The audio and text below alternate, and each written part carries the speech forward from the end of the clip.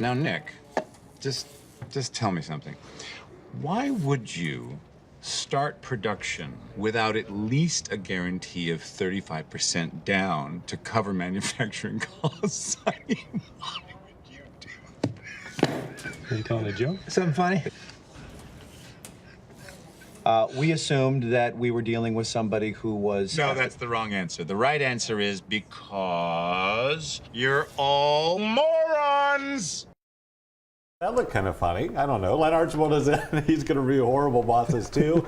I can tell by your expression you were not a big fan of this. I wasn't a big fan. The great thing about showing that clip is, I guess, kind of encompasses the movie itself. Mm-hmm. Kevin Spacey is pretty much awesome in everything he does. Sure. He has a big part in this role. Honestly, if the movie was Horrible Bosses 2 and it was following Kevin Spacey like trying to break out of prison or something like that, right, that would have been an awesome movie. Yeah, because you kind of liked the first one, right? I enjoyed the first one Yeah. a lot. I thought it was a great comedy. It was kind of in the same veins of like of The Hangover, but at the same time it kind of falls into the same pitfalls that the Hangover sequels had. Yeah. This was a movie that didn't need to be made. Right, and you've talked about that before. Why make this? Well, like The Hangover was the same. Those seem like they've progressively gotten worse after everyone seemed to like the first one. Why even mess with this one? And with the first Horrible Bosses, you kind of got a full arc with Nick, Kurt, and their best friend, which is Jason Sudeikis, Charlie Day, and Jason Bateman. They had a nice arc in the first movie, so it was like, where else can you go from there? Sure. So now they're the Horrible Bosses, and they're creating a product called the Bath Buddy. You can already imagine what it could be. Sure. With Sure. it being an R-rated movie, Kevin Spacey just rightfully points out basically all the flaws in the movie and the flaws in all of these characters because they're idiots. Yeah, you know what? And I've seen them in other movies. I like Jason Bateman. I like Jason Sudeikis. Why don't they work in this one together? They have a weird chemistry that works at times. They try to do this weird Three Stooges, modern day Three Stooges kind of thing.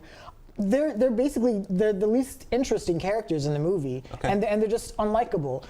Christoph Waltz plays the main bad guy, and he's Christoph Waltz, so he's gonna upstage like 95% of the planet anyways.